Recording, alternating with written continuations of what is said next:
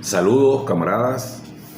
Reciban un fraterno y solidario abrazo de parte de quien les habla, Johnny Picone, miembro del Centro de Formación e Investigación Profesor Franklin Jiménez, quienes junto a la Escuela de Formación Proletaria 1 de Mayo y la Unidad Popular Revolucionaria Antiimperialista, acá en Venezuela, formamos parte del movimiento global para el estudio y el análisis del capital.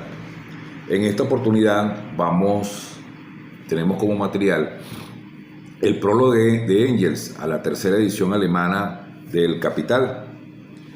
Y en esta oportunidad vamos a hacer entonces referencia a ese otro gran pensador revolucionario alemán, Federico Engels, extrañable amigo de Carlos Marx y quien tiene, entre otras cosas, el mérito de haber continuado, complementado, rescatado y difundido parte o una gran parte de este extraordinario material, de esta obra cumbre del gran revolucionario Carlos Marx. Es importante señalar dos elementos que Federico Engels narra en este prólogo.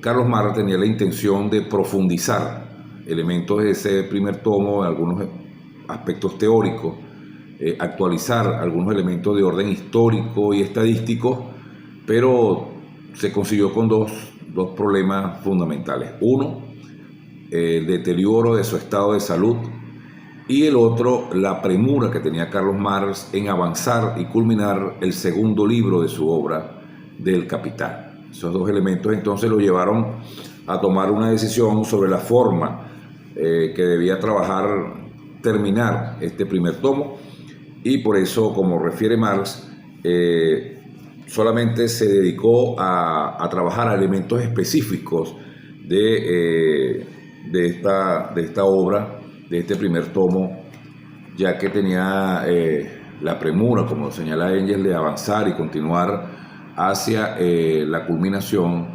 o el escrito del segundo tomo. Federico Engels nos señala en este prólogo lo siguiente. Vamos a citar parte de esa reflexión que hace el mismo Federico Engels. Dice: sobre mí, que perdí con el amigo de 40 años, al mejor y más inquebrantable de los amigos, a quien debo lo que no podía ser expresado en palabras, pero ahora el deber de preparar para la imprenta esta tercera edición y el de redactar el segundo volumen, tomando como base para ello los papeles inéditos legados por el autor. Daré cuenta al lector aquí del modo como he cumplido la primera parte de este deber. Entonces, efectivamente, acá vemos que Carlos Marx, en esa revisión que hace del primer tomo, y de llevarlo del inglés y el francés, que ya lo habían trabajado, a la edición alemana, no pudo hacerlo con el ahínco y la precisión que hubiese querido. Carlos Marx se limita entonces a corregir en su obra el primer tomo lo estrictamente necesario y lo indispensable, dado por la inserción de algunas adiciones recogidas en la edición francesa publicada en 1873.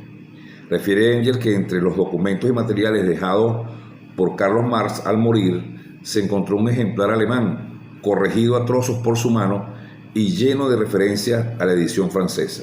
También se encontró un ejemplar de la edición alemana,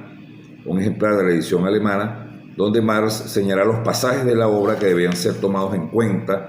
Con especial énfasis hace referencia a la sección, a los últimos capítulos de ese volumen, referidos entonces al proceso de acumulación de capital.